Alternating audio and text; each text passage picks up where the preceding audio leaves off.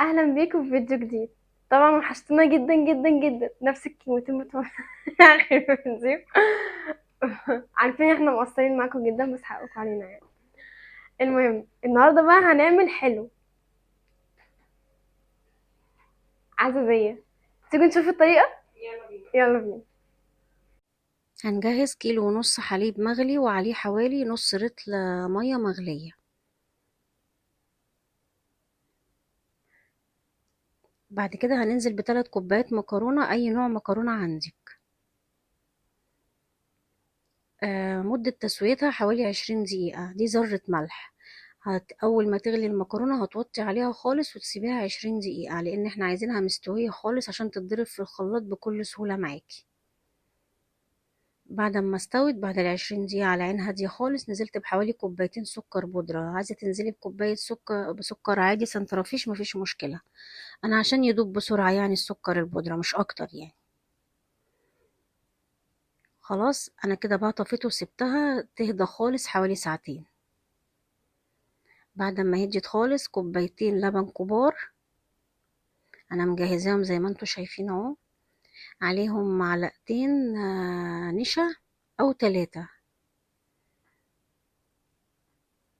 عايزة تحطي 3 معالق مفيش مشكلة، بس هو معلقتين يعني هتطلع مظبوطة. ده كيس كريم جانتيه. مش لازم يعني اقول كريم جانتيه. قلبتهم كويس، وبعد كده لما يدوبوا خالص هقولكوا هنعمل ايه بقى. تمام. هنجيب بقى درق الخلاط وهنضرب فيه المكرونة بقى، وهنجهز صينيتين، صينية مقاس حوالي 35، وصينية صغيرة تاني للي بيحبها ايه ما تبقاش سميكة او تبقى رفيعة يعني. احنا بنحبها غليظة شوية، غليظة. طبعا طحنا بقى المكرونة كويس زي ما انتوا شايفين في درق الخلاط، وممكن تبقي تنزلي عليهم بكوباية لبن ساقعة مفيش مشكلة. هنا وش اللبن.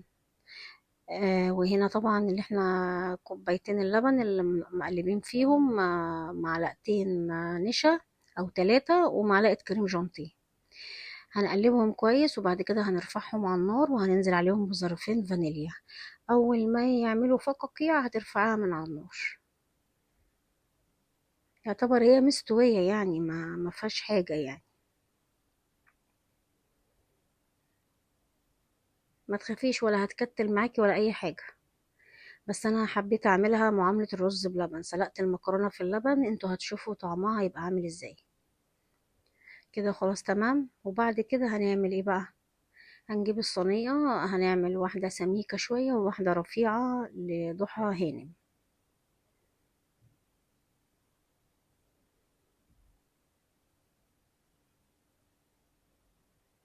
هنا بقى معلقتين عسل او علبة قشطة صناعية او وش اللبن عادي، هتقلبيهم مع بعض كويس وبعد كده هتروحي ايه حطاهم على وش الصينية.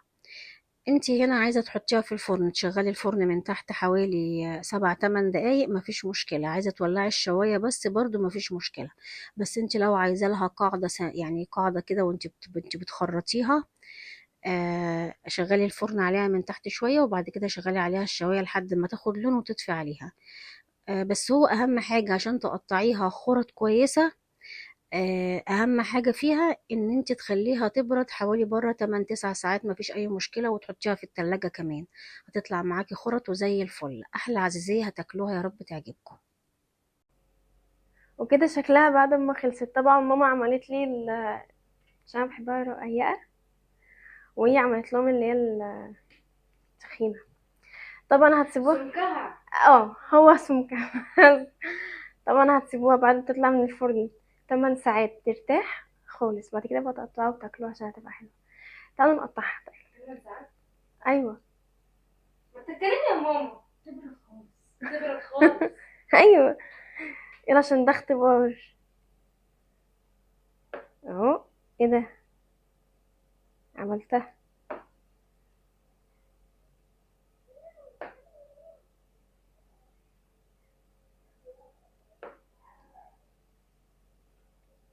إيه فين كده ثواني. لا مش عارفة. ايه فين بس. لا مش عارفة. طيب ماشي. انا ربنا بيحبني. قولوا ليه. ليه؟ عشان قطعتها. طبعا انا مش هدوق عشان انا ماليش نفس دلوقتي. لسه واكلين سمك يا ماما. اهي طبعا.